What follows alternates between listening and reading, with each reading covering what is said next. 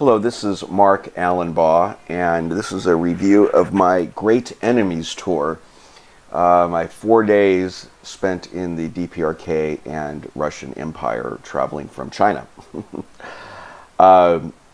Shortly after I after I returned, I found this article indicating that North Korean commandos are ready to kidnap Americans. So they're not very good people. I've been been to the DPRK twice, and I'm a very loud and boisterous person, and I can outrun Kim Jong-un, but I'm pretty sure I cannot outrun North Korean commandos.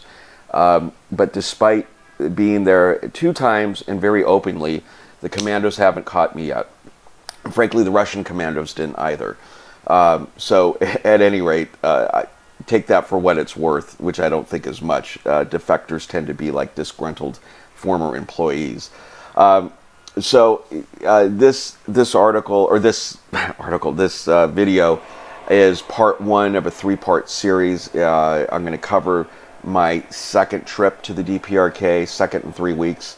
Then my second video is about the Man Gyong Bong, which is a ferry that travels from the DPRK from Rason, which is in the very northern tip of the DPRK, up to Vladivostok.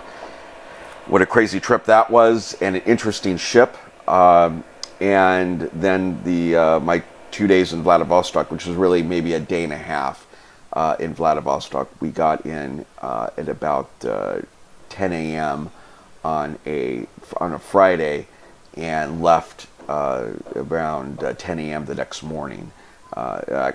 We left Vladivostok for the border, and there was a whole to do about that. I'll tell you when we get into that video. Let's just say it's easier to get in and out of North Korea if you're an American than it is Russia, at least the far east of Russia. Moscow may be quite different, but out there in Vladivostok, they don't see many Americans, and, especially many Americans coming from the DPRK.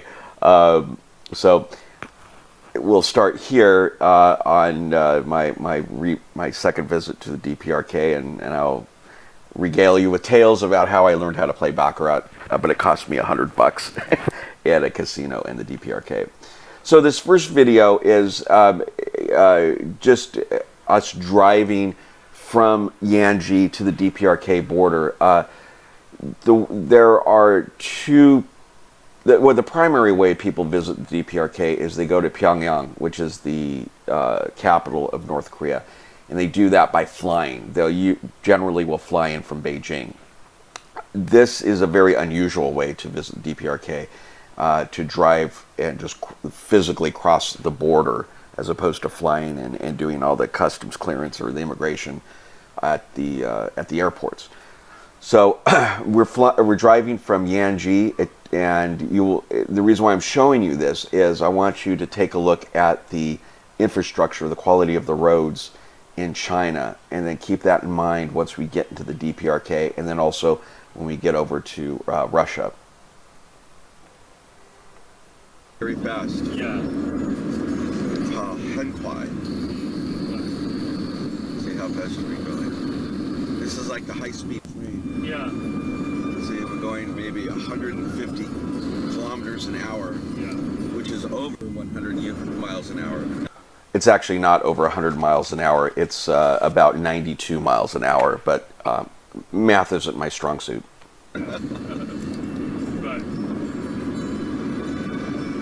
Mr. Lee drives like a German. like a race car, yeah. Race car. So now it takes us about an hour to get to Hunchun, which is the closest major Chinese city to the North Korean border. Actually, about an hour and a half from Yanji. And Mr. Lee, and you'll meet more of him as we go along, as well as Professor Jin. They were my 2 friends that traveled with me. Mr. Lee runs a travel agency, primarily, obviously, for Chinese, out of both Yanji and Hunchun, for travel to Russia and the DPRK.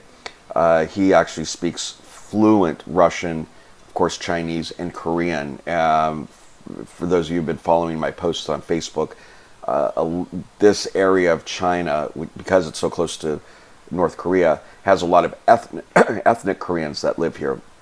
As a matter of fact, many of them speak Korean as their first tongue. Their mother tongue is Korean, even though that they are Chinese citizens and they learn Chinese in schools.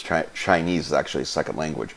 But at any rate, that's not uncommon for them, for some of the Chinese here to, in addition to Korean, speak Russian as well. Mr. Lee happens to be one. As a matter of fact, lived for 15 years in Russia. He doesn't speak any English, though. Very little English. About as much English as I speak Chinese. So that led to some interesting conversations. At any rate, this is Mr. Lee's, one of his employees here, and now he's driving us from Hunchun to the border. We left Mr. Lee's car at his office in Hunchun.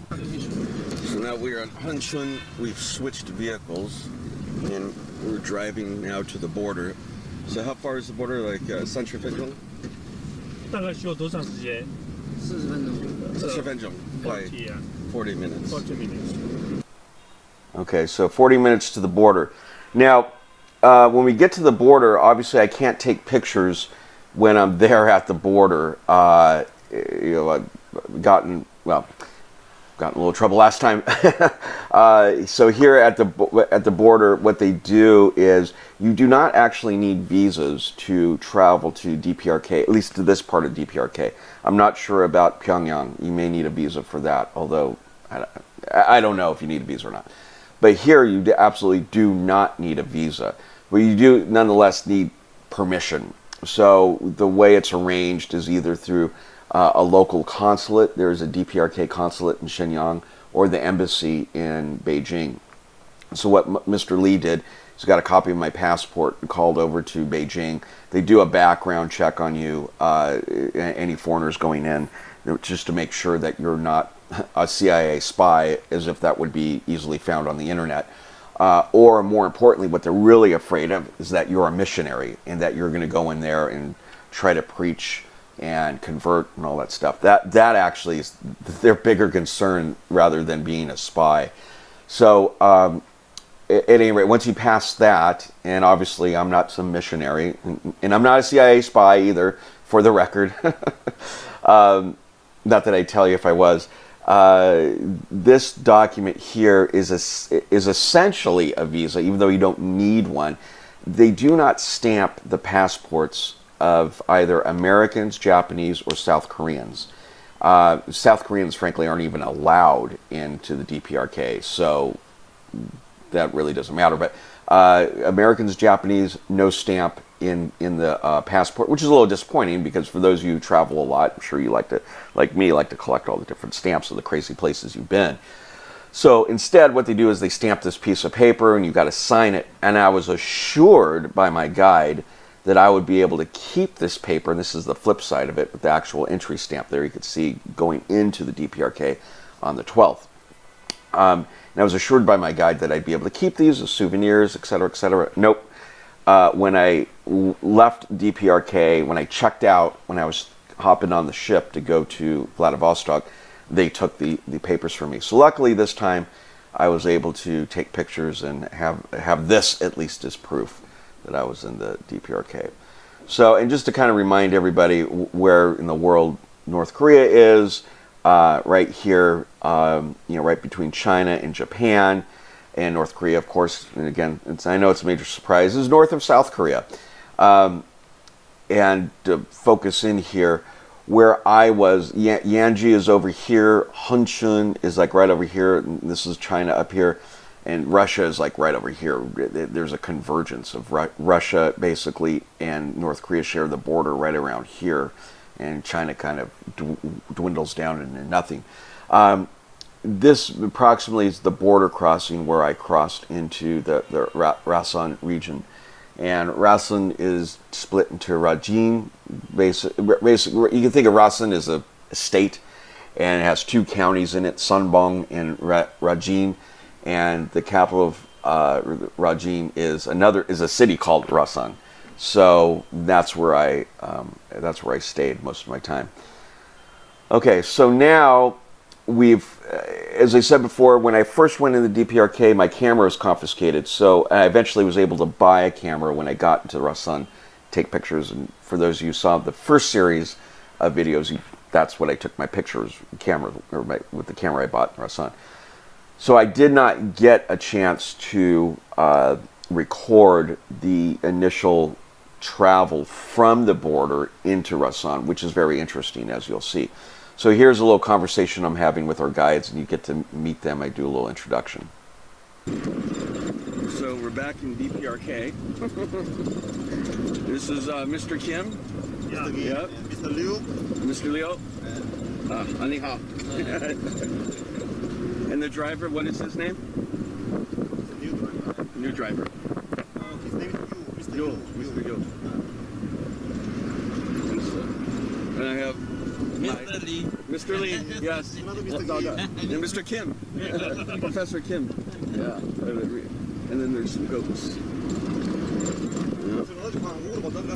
So this is the road. We just left the border crossing, and now we are going to Rasan. And this is what, about 1 hour? 40 minutes? 40 minutes. Yeah, 40 minutes, yeah. But I think maybe it take nearly 1 hour by bus, by huge bus. Why so long? So because the limitation, I mean speeding. Oh, Yeah. I see, yeah. Speeding and also the huge ones. Maybe you experience a lot of mountains and hills. Oh, yeah. Very green here, very lush. Last time when I came across the border, I had a different camera, and one of my guides did not tell me to take the camera out, so it was not declared. So they kept the camera. Wow, really? Yeah. So what happened next time? They kept camera, and I just got the camera when I went back, when I came back out. So this camera here, I bought in Rasan. Yeah. Oh, you bought here? I bought here, yes, last time. I had to. Yeah, I had no camera. Very expensive. How much was it? 1,200. Whoa. Yeah. Nearly 200 USD. Yeah. Amazing. In China, this would be maybe 60. Or no, 600. 600. Yeah, 600. Yeah. Double price. Yeah. Okay, so by the way, you can hear how rickety this bus is that we're in. This little, it's not a VW bus, it's whatever I think it's a South Korean made vehicle. At any rate, not only is it rickety, but it's also a reflection of the road, which gets worse, as you'll see in later videos. But as you can see also, it is very beautiful in North Korea, very, very lush. And the reason why is there's not a lot of industry, there's no pollution. The North Koreans obviously live very clean. There's always these videos or pictures that we see on the internet poking fun at North Korea, satellite images at night where you can see China and South Korea and Japan and all the bright lights from all the cities, and then this big black spot where North Korea is. It's like, oh, it's so awful.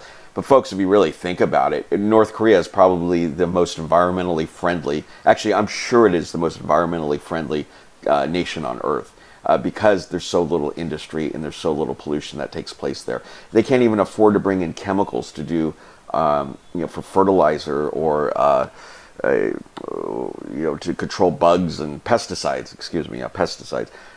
Being in China for so long, I'm losing my English vocabulary.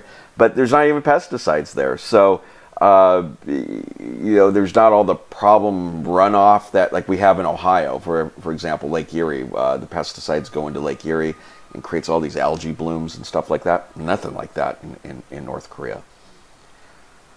So we're going to go by, and speaking of chemicals, we're going to drive by here in a minute.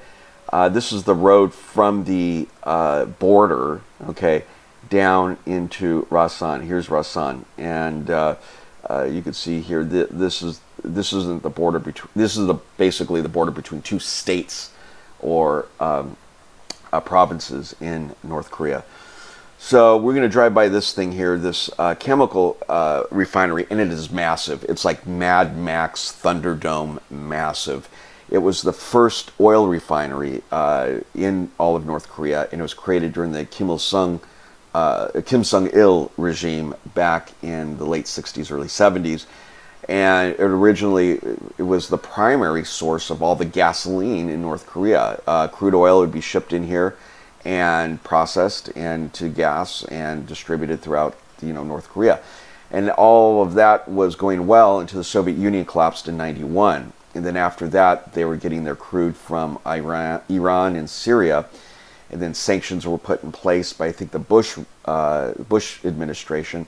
So that prevented the crude coming in from there. So then they went back to now Russia, formerly Soviet Union, to get their crude until I think 2008 or something. The Obama administration then put a halt on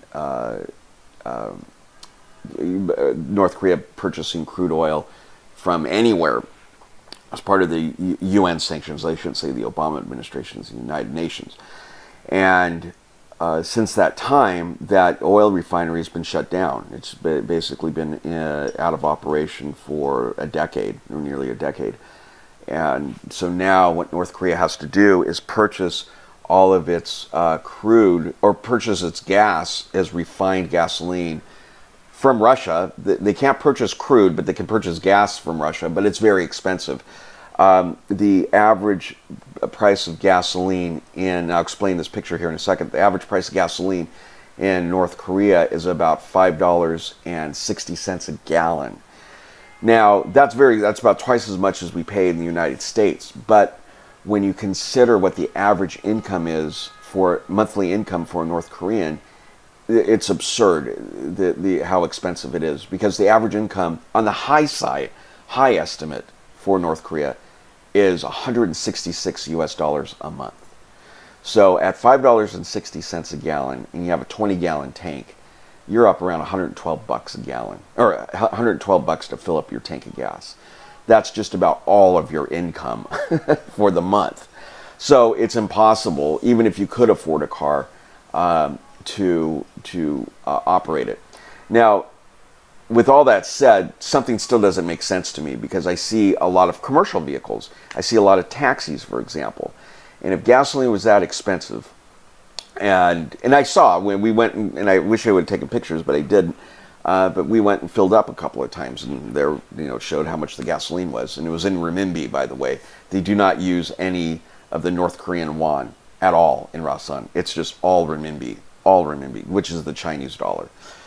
So, but I saw, how much gas was there a couple times we filled up, so I know this to be the case. But what doesn't make sense to me is not only commercial vehicles, but taxis. Tons and tons of taxis in Rasan for a city of only 100,000. And they're very new. They've been developed. They look like they've just arrived like within the last 2 years. And they're always full. There's always people in the taxis. So I don't understand how the taxis can operate at a profit, or why there's taxis at all with gasoline so damn high. So there's something else going on that's a bit of a mystery there. Anyway, so this picture, yes, nice, beautiful sunset. This is a picture a little bit out of order. This is actually the later in the day, that first day, we're driving to a casino. Mr. Lee wanted to go lose some money, and I wanted to help him. So we're driving to the casino, and we're going over this crest, and we could see the sunset away in the distance. Now, I took this picture for two reasons. One, it's a nice, beautiful picture of the sunset going down over this mountain. But two, I was not allowed to take pictures of the oil refinery. If you look down here, though, you see some of these what look like sticks sticking up through the bushes there. Well, let's blow that up. That's the oil refinery. Ha ha ha, I got them. But you can see it's massive. These are like 4, 5, 6-story buildings over here, and you can see these huge, hundreds of feet tall, this big, massive refinery complex down there. And it's a ghost town. Although one part of it, though, I did notice, they had people going in and out, and there were guards and stuff. And I asked, well, if the refinery is shut down, what are they doing in there? And I just got you really don't know. So something's going on. I don't think it's actual oil refinery, but they're using it for something. I don't know what. Now, we're going to see some other pictures here along the roadway that I wasn't able to take the first time. As you recall, if you saw my first series of videos, there was a massive flood back in 2015 which devastated the Rasan region. And this is what we're going to see, is some video and some pictures of the devastation that is still evident. So this is the 2 years ago.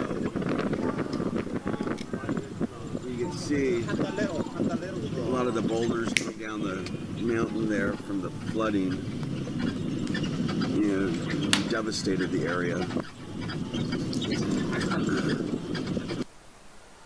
And yeah, so this, obviously they didn't repair the the mountains, so to speak, but it just gives you an idea of the mountains are really hills. Aren't that all that tall, but you can see all of this dirt and everything. This was from the flood. And they were, when this flood hit, the torrential rains, there was something like 6 inches an hour of rain that was coming down. And it was just incredible. Now here's a picture of a normal hill that didn't get any damage. And by the way, you can see just how lush and beautiful and green and reminiscent of Ireland DPRK is. And then here is just on the opposite side of the valley as we're driving in. And you can see all the scars from where there were landslides, and there was a lot more. But also what you see here are these homes. And I'm sorry it's a little out of focus. But what happened shortly after the flood is the North Koreans made a lemonade out of a boatload of lemons from this flood. And they ordered, the Kim regime ordered 30,000 troops to come up, build 1,300 homes in 13 days, and these are some of the homes. They also built new schools. They got a lot of that money, though, from NGOs and foreign governments as humanitarian aid, and they've spent it wisely, as you'll see, because even till this day, Rasan is just booming. The construction is going like crazy, unlike Vladivostok, and we'll compare that.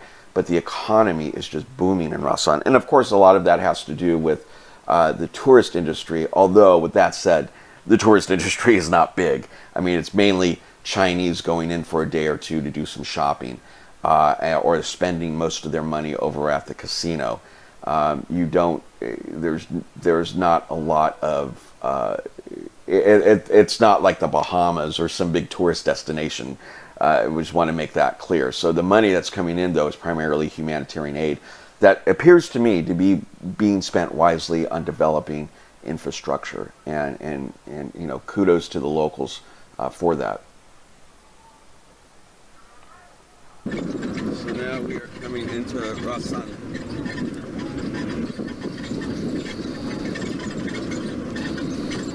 And you can really hear how squeaky and bumpy the roads are. It's yeah, imagine 2 days of this. Here's the distance.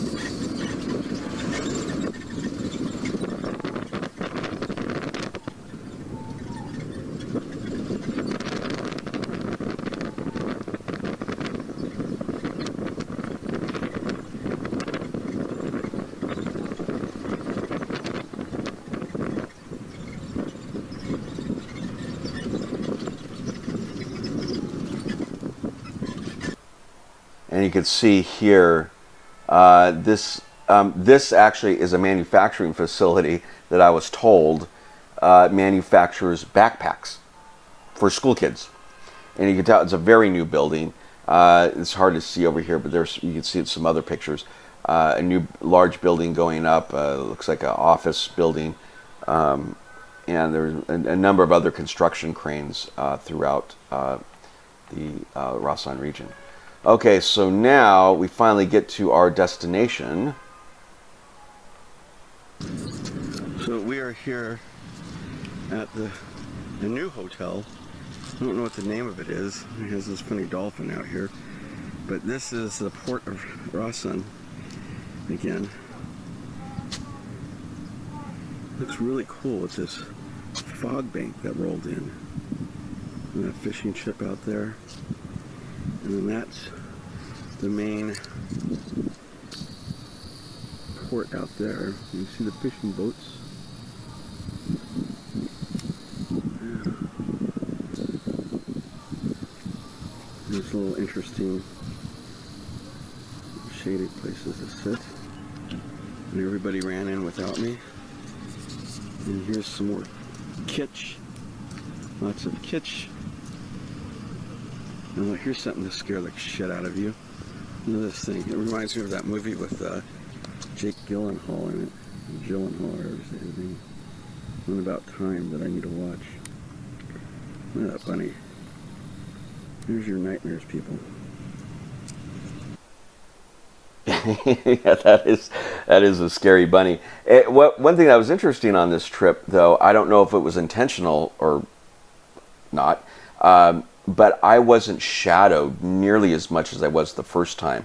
I mean, just standing, you could see I'm out here outside of the hotel, completely by myself, taking pictures and video of everything. No one was with me, and I had, we had two guides with us as well as a driver, just like the first time, and everybody just went into the hotel to check in, and I popped out of the car, didn't even ask permission, and I just walked over and I was like, this looks beautiful. I want, take some pictures. No one followed me. No one even called me. I had to go in and check in myself. So again, this just may be the guides. Some of the guides could care less about what you do, and others are really strict. Like the first time I was there, every little picture I took, they stood behind me, make sure I was taking a picture of the correct thing, and all that other stuff. Inside the hotel, as probably some of you know, I have a fascination with gyms, and there's only one gym in town. But this, I think, is the only hotel that has anything close to a semblance of a gym. Some exercise bicycles and whatnot. What it does have, which is really cool, is a beautiful indoor pool. I forgot to bring my trunks, or I would have went swimming. It's a saltwater pool, but it was very warm, and nobody was using it. Everything's dark, and for obvious reasons, energy is at a premium in the DPRK. So no lights on unless absolutely necessary. That's why it looks so dark and has that interesting reflection of the ceiling on the pool. The rooms were a lot better than the first place I'd gone to. And I know this doesn't look like much by Western standards, but by DPRK standards, it was awesome. Nice furniture, there's some color, a beautiful rug. Here's another picture, this side of the room. They even give you these cool little robes here to wear. And then there's making tea and a little fridge, keep your beer in or whatever else you want. And that's just me with all my junk thrown out there. This just to remind everybody, this is what my room looked like at the first place. Don't stay there. This is like the Motel 3.5. Stay here. This place is much nicer. Plus has a really cool view of the bay. So after we checked in, we went out and had some lunch. And I just saw this little propaganda poster, which I always think is amusing. Nobody is like that in the DPRK. There's no this rah, shish boom boss stuff or whatever. We stopped for coffee at this hotel. This is actually a hotel. What's interesting, though, about this is, as you may recall, the Japanese occupied the whole Korean Peninsula and part of China, northeast China, from the early 1900s through the end of World War II, when Stalin came in and booted them out. This building was originally the Japanese Imperial Police headquarters for all of the northern part of Korea. So it's rather nice inside, as we'll see, again by Korean standards, but an interesting history here. I'm disappointed this was out of focus because I'd never seen this picture before, or this painting. And it's in right when you walk into the former Japanese police headquarters hotel. I can't remember the name of it off the top of my head. You see this huge painting. And what I thought was interesting about it, and if it was in focus, you'd feel it more, is there's a humanitarian aspect. Not humanitarian maybe isn't the right word, but there's humanity in it. This, I got the feeling of a picture if it was like my dad and me walking down a river somewhere. Instead of two despots, like you see in every other painting and every other depiction of them, it's like the two leaders, father, son, and they're the demigods and rule it. I didn't get that feeling from this painting. It was just like father and son just having a chat. And it was very odd because it's completely out of place with the rest of the propaganda. The pigeons and everything, it just looked like a really cool stroll, and they looked very relaxed. Although, Kim Il-sung still has the hands behind his back and that kind of, but that's just the way everybody walks around up here, at least the older guys.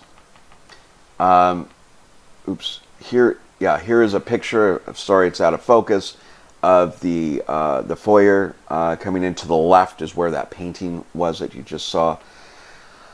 Every place that Kim Il-sung has visited and Kim Jong-il has visited in DPRK is sacred, including this room in the hotel, which he visited or stayed at twice. Once in 1959 and once in 1970, as you can see from the dates here. These numbers, by the way, conform to the Juche calendar. The Juche calendar was created, I can't remember, not too long ago, maybe 10 years ago, or officially adopted.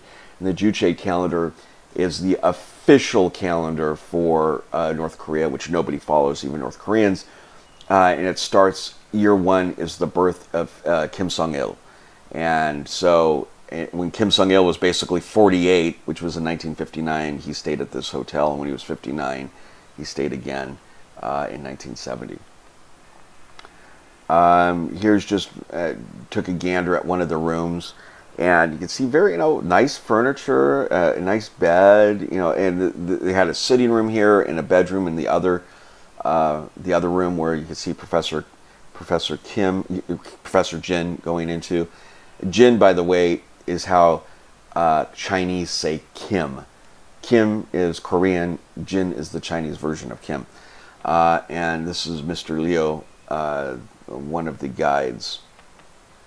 He was actually the main spy because his Chinese was maybe like a B plus level, whereas Mr. Kim, his Chinese was A minus, maybe even an A, if he drank more. Unfortunately for him, he was allergic to alcohol, so he couldn't drink with us. So all the drinking was done by Mr. Liu. He could drink pretty well. I don't know why everything was out of focus at this hotel. Probably the evil Japanese spirits.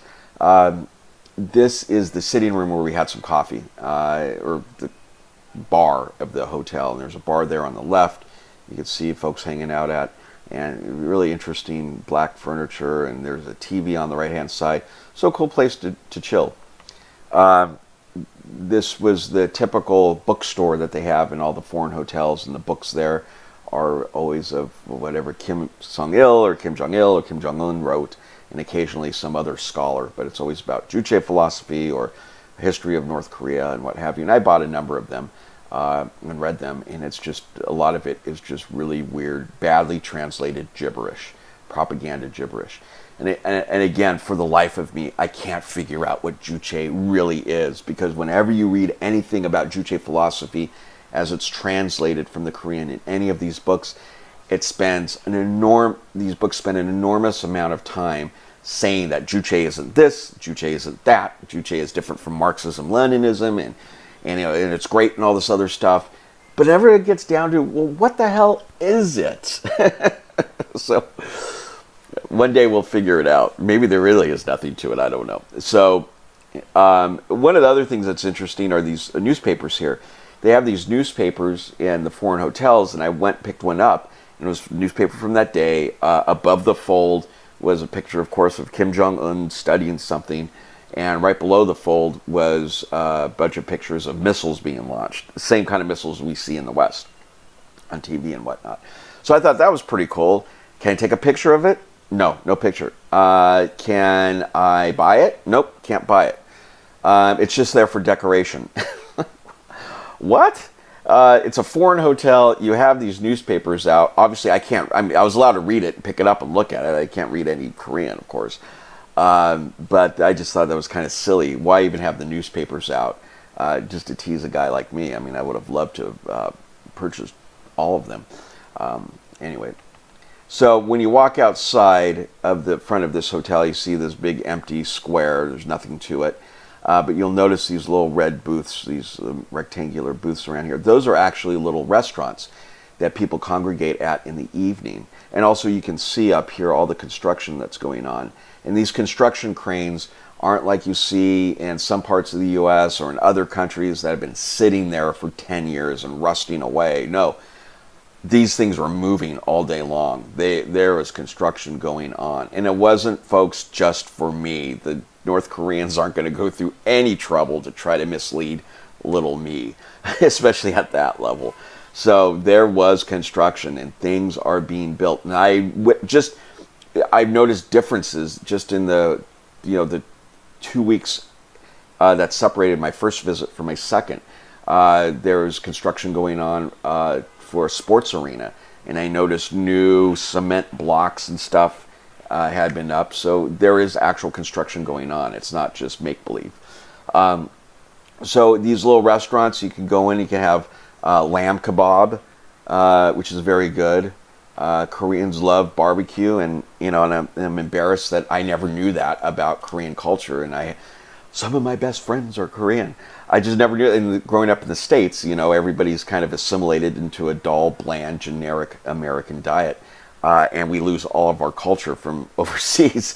So I never knew anything about Korean barbecue, and Korean barbecue is friggin' awesome. And this is one way that they barbecue on these metal kebabs and stuff. Also, fresh seafood. We're hundreds of feet. No more than a couple hundred feet from the ocean. So lots and lots of fresh food. It was great. So we had a beer in one of the local establishments there. Again, this is Mr. Kim, the main guide, who speaks excellent English. Mr. Lee, my good friend who runs the tour agency, fluent in Chinese, Korean, and Russian. And again, and here's the dumb guy that can only speak English fairly well, and that's about it.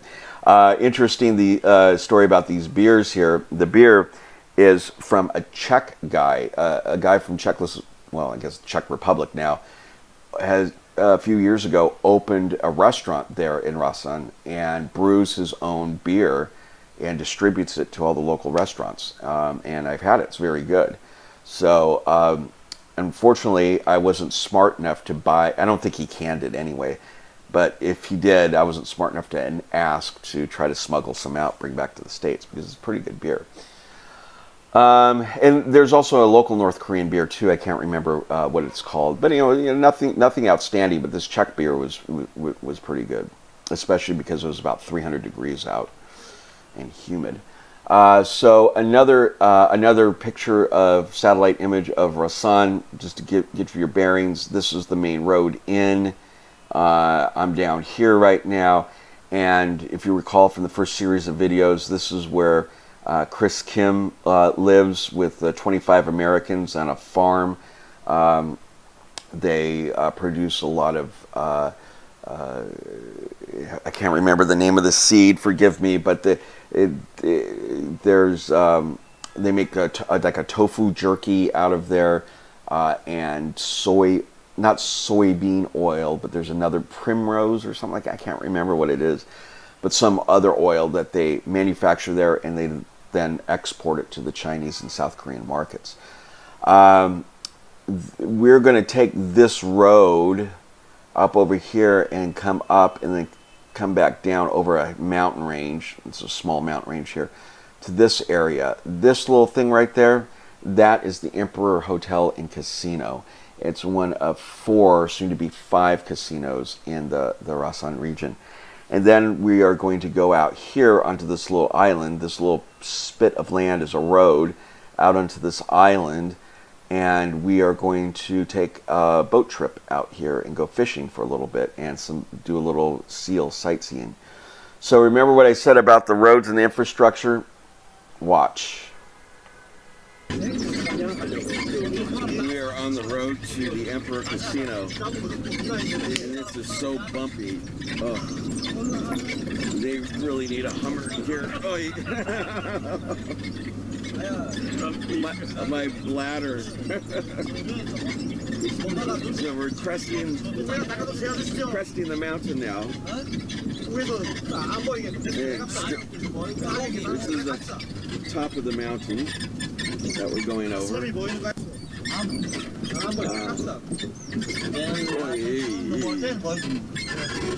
Now, yeah, but you cannot see. right. That's Pacific Ocean. East Ocean. East Sea of Korea. East Sea of Korea. Now downhill, which would be great on a mountain bike, and getting close to the Emperor Casino. Okay, so now we finally get to the Emperor Casino. This is night now. It didn't take us out. We were only 10 minutes away in that last video clip. When we get there, we have some lunch. We go in and we play Baccarat, which is the only game that is played there, or various versions of Baccarat. And the North Koreans the casino is owned by a Chinese conglomerate out of Hong Kong, a very large conglomerate that also owns casinos in Macau, which is the largest gambling mecca in the world, many times bigger than Las Vegas in terms of gambling revenue. At any rate, so a few years ago they invested in this and built this casino, and it caters to Chinese tourists, almost exclusively Chinese tourists. Rarely an American or any Westerner runs through there, and I didn't see any Westerners when I was there. I've been there now 3 times.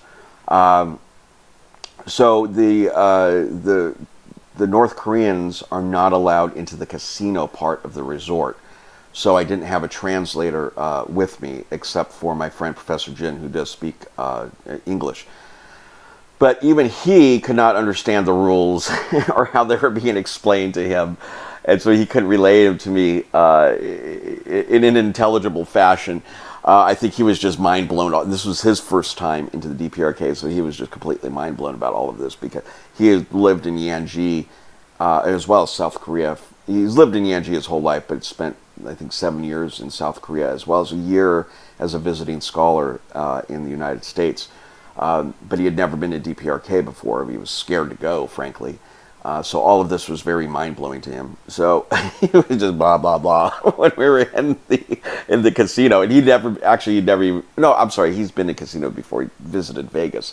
So he knew what a casino was like, but this was still just so surreal to him. Anyway, this is a picture of the outside of the casino at night, looking back in towards the main eating area of the casino. And then if you turn right around, you do a 180, and you'll see more of this in later pictures, but this is an outdoor restaurant that they had, which was pretty cool. And it's right on the beach. About 10 feet on the other side of this restaurant is the beach, and then a beautiful bay right out into the ocean. And you could go in there, have beer, and order, fresh seafood and whatnot. So finally, we had to drag Lee away from the Baccarat table, and to finish my story there, finally, after $100 down and a lot of miming back and forth and watching what the other Chinese were doing there, I finally figured out how to play Baccarat. Which basically is just a version of high-low. You bet on whether the dealer is going to have the higher card than the player, and they just deal 2 sets of cards, one for the dealer and one for all the players. One set for all the players, and you just bet on who's going to be higher or who's going to be lower, and that's it. So, but it's a great way to lose money quick. I'll tell you that.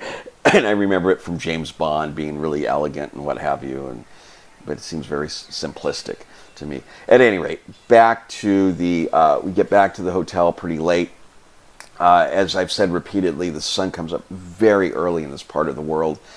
And here, as you can see from my the timestamp here, it's 3:22 in the morning, the next morning now. I got up very early just to watch the sun come up over, this is the port of Rasan, and over here is basically where all the main commercial piers are, and on one of those piers is where the Man Gyong Bong, the ship that we're going to board later that day, is docked. So, and by the way, this is China time. North Korea is 30 minutes faster or ahead of China as of, I think, 2015, this weird split time zone. So technically it's 3:52 a.m. when I took this picture by local time. And I walked around and I was really bored. I didn't have any electronics with me other than this camera. So I wrote, walked around. There wasn't a gym to exercise in. And I couldn't go jogging anywhere. So I wasn't going to jog around in circles. So I just took pictures, walked around, took pictures. And so this, what you see, oh, by the way, going back to this is the view from my room. I took this from my room. So you can see why this is, in my opinion, the best hotel to stay at if you visit Busan. So this is, I walked outside and took a picture straight across the harbor. So here is, somewhere over here is the Man Gyong Bong, and this is it right here, the ship that we would board later that day. And as you'll see in my second video, which discusses the history of the Man Gyong Bong and our adventure on it. It has a very, very interesting history that I actually did not know about until after I got back to China. And then all the truth was revealed. So we have breakfast and we get up and go. Now it's about 8 a.m., 8:30 local time, and we head back to the casino. And frankly, we probably should have just stayed at the casino that night. But at any rate, so this is the Emperor Hotel Casino. You can see this is the island out here. They've built this little spit of land. It's not even a bridge. It actually, when the tide comes in, it's submerged underwater. It's filled with seaweed sometimes, you can see. So they have to clear it of seaweed every day when the tide comes in. And then we're going to take a ship out of here and go all the way over here and do some fishing and looking at seals. Oh, by the way, this was from the night before. This is funny. And this is inside the Emperor Casino.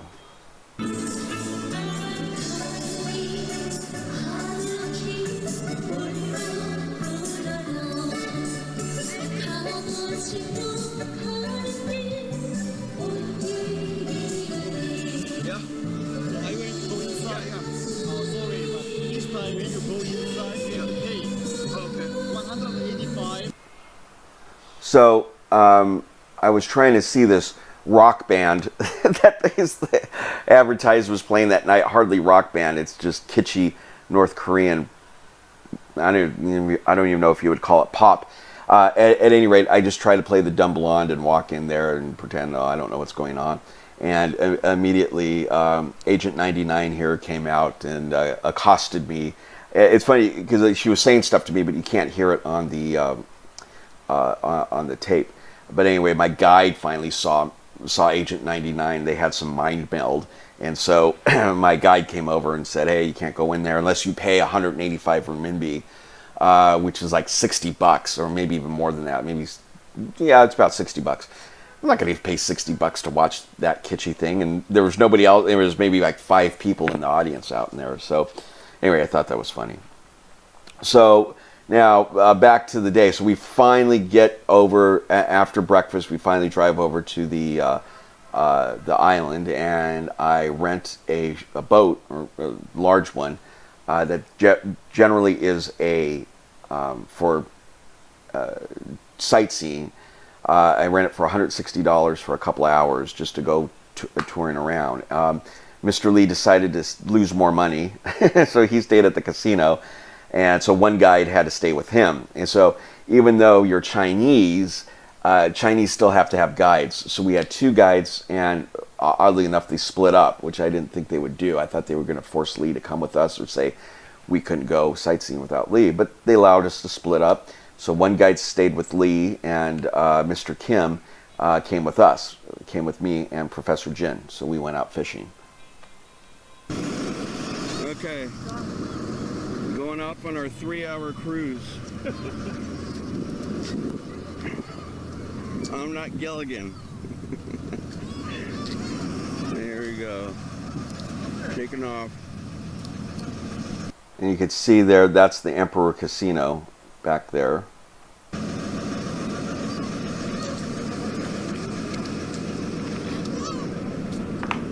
There's an old rickety ship, but apparently you can fish off of. And so there's the restaurant, the lower part, and the hotel at the back. A hotel. Yeah, that's a Chinese tour group.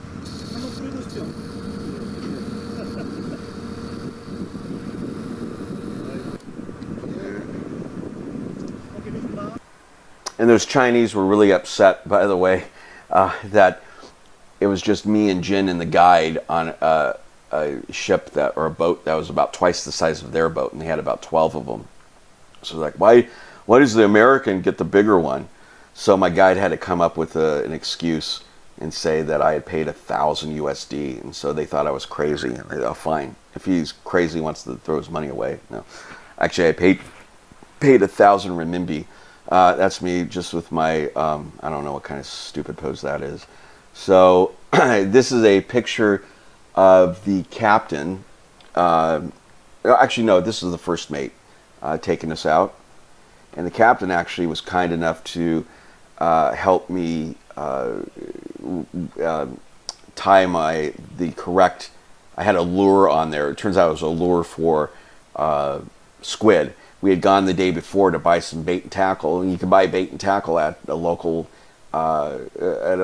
market. But they were just throwing a bunch of stuff at me at the market, so I was just buying, and everything was dirt cheap, so I was just buying a bunch of stuff. And there's these weird lures, and I thought, well, maybe we would be trolling tomorrow. Nobody knew what kind of fishing we would be doing, so I thought, oh, maybe we'll be trolling. So I bought these lures, but it turns out they were for squid only. So luckily, I also bought some sinkers and some just some hooks, and the captain actually helped me tie everything together because it's been a while since I'd been fishing. At any rate, we get out here to this beautiful little patch of rocks and stuff, and you'll see this is where all the seals hang out. This is where they bring all the tourists. And you can see a cool picture of the seals there. As a matter of fact, what was really interesting about these seals, and it just reminds me of how underachieving we as Americans are because we only speak one language. These seals, believe it or not, were fluent in both Korean, Chinese, and Russian. And it was just amazing. And they also spoke seal, of course, so 4 languages, just phenomenal. Yeah, look at all the seals. And I have a cigar in my mouth. All sunning themselves. Yeah, here, I'm getting a little picture here. Yeah. Hey guys. Guys, we're here. Nice to meet you. That's Mr. Kim. Do you think they speak Chinese? Or just Korean? They can understand Korean. Yeah. Wow. Many. Yeah, must be a lot of fish here. Lots of fish. That's a good sign.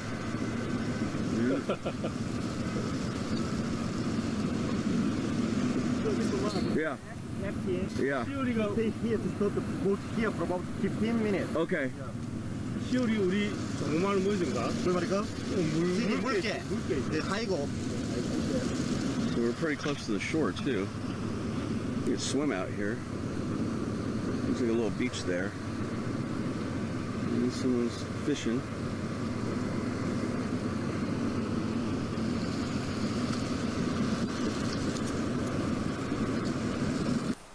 And a little farther up the coast, believe it or not, there's a couple of surfing spots. So, but we didn't go there that day. So, actually did some fishing in the DPRK. No. I don't think I can get any here. Too close to the seals.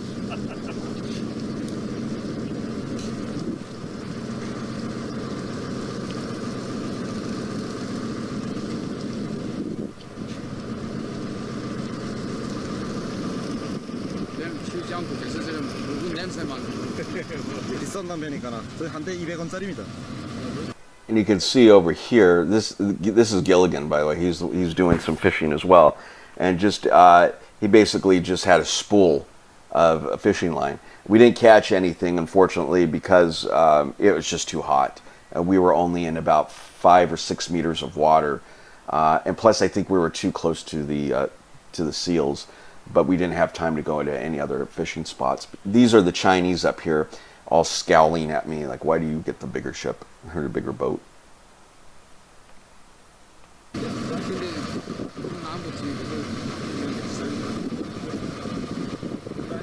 I like. You like sunburn? Yeah. You'll be a lot of paint tomorrow. Okay. So I was talking to Professor Jin. He had taken his shirt off, and it was brutally hot, and no clouds in the sky, so you could really feel the sun. And I even got a little burnt just on the shoulders. So, at any rate, that ends part one. Those are the 2 days in the DPRK. Later that day, we end up going to Vladivostok. We get on the Man Gyong Bong, and you'll see that in part 2. Thank you very much.